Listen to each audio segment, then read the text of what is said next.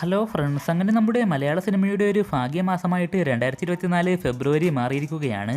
അന്വേഷിപ്പിൻ കണ്ടെത്തും, പ്രേമലു, ഭ്രമയുഗം എന്നീ സിനിമകൾക്ക് ശേഷം ഇപ്പോൾ തിയേറ്ററിലേക്ക് എത്തിയ മഞ്ഞുമ്മൽ ബോയ്സും മികച്ച അഭിപ്രായം നേടിയിട്ടുണ്ട്. സുഷിൻ ശ്യാം പറഞ്ഞ പോലെ മഞ്ഞുമ്മൽ ബോയ്സ് മലയാള സിനിമയുടെ സീൻ മാറ്റിയെന്നാണ് പുറത്തുവരുന്ന റിപ്പോർട്ടുകൾ. ഫസ്റ്റ് ഡേ തന്നെ പ്രീസെയിലൂടെ 1 കോടി രൂപയ്ക്ക് മുകളിൽ സിനിമ കളക്ഷൻ നേടിയിരുന്നു. സിനിമയുടെ ബഡ്ജറ്റ് കൃത്യമായിട്ട് എനിക്കറിയില്ല. കേരളത്തിൽ നിന്ന് ഫസ്റ്റ് ഡേ 3 കോടി 35 ലക്ഷം രൂപയാണ് ചിത്രം സ്വന്തമാക്കിയത്. 2024 വാലിബന് ശേഷം ഹയസ്റ്റ് ഓപ്പണിംഗ് ഡേ കളക്ഷൻ നേടുന്ന രണ്ടാമത്തെ സിനിമയായി മഞ്ഞുമ്മൽ ബോയ്സ് മാറിയിട്ടുണ്ട്.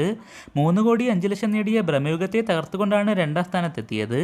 റെസ്റ്റ് ഓഫ് ഇന്ത്യയിൽ നിന്ന് 5 ലക്ഷവും വിദേശത്ത് നിന്ന് 3 കോടിയും ചിത്രം സ്വന്തമാക്കി. Total first day world wide collection 6 കോടി 90 ലക്ഷം രൂപയോളമാണ്. സിനിമയ്ക്ക് ലഭിക്കുന്ന ബുക്കിംഗ് വെച്ച് വീക്കെൻഡിൽ തന്നെ 30 കോടിക്കടുത്ത് കളക്ഷൻ നേടുമെന്നാണ് തോന്നുന്നത്. എന്തായാലും സിനിമയെ പറ്റിയുള്ള നിങ്ങളുടെ അഭിപ്രായങ്ങളൊക്കെ താഴെ പങ്കുവെക്കുക. നെസ്ലിൻ, മമിത ബൈജു എന്നിവർ പ്രധാന വേഷത്തിലെത്തിയ റോംകോം സിനിമയായിരുന്നു പ്രേമലു.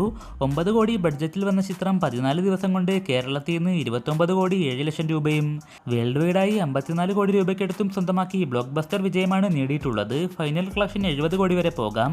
മെഗാസ്റ്റാർ മമ്മൂക്കയുടെ black and white experimental horror thriller സിനിമയായിരുന്നു ഭ്രമയുഗം. 27 കോടി ബഡ്ജറ്റ് കണക്കാക്കുന്ന ചിത്രം കേരളത്തിൽ നിന്ന് 8 ദിവസം കൊണ്ട് 17 കോടി 9 ലക്ഷം രൂപ നേടിയിട്ടുണ്ട്.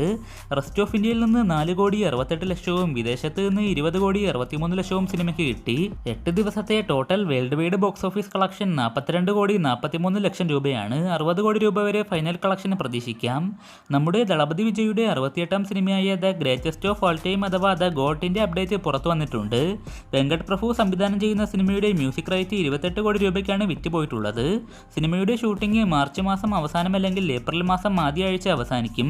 വിജയുടെ ഒരു കഥാപാത്രം നെഗറ്റീവ് ഷെയ്ഡിലാകുമെന്നും റൂമറുകൾ വരുന്നുണ്ട്. ജൂൺ അല്ലെങ്കിൽ ജൂലൈ മാസം റിലീസ് ചെയ്യാനാണ് പ്ലാൻ ചെയ്യുന്നത്. നമുക്ക് കാത്തിരിക്കാം. അപ്പോൾ ഇത്രയേ ഉള്ളൂ ഇന്നത്തെ വീഡിയോ. കൂടുതൽ വീഡിയോകൾക്കായി ചാനൽ ഇപ്പോൾ തന്നെ സബ്സ്ക്രൈബ് ചെയ്ത് ആ ബെല്ലൈക്കൺ കൂടി എനേബിൾ ചെയ്ത് വെക്കുക.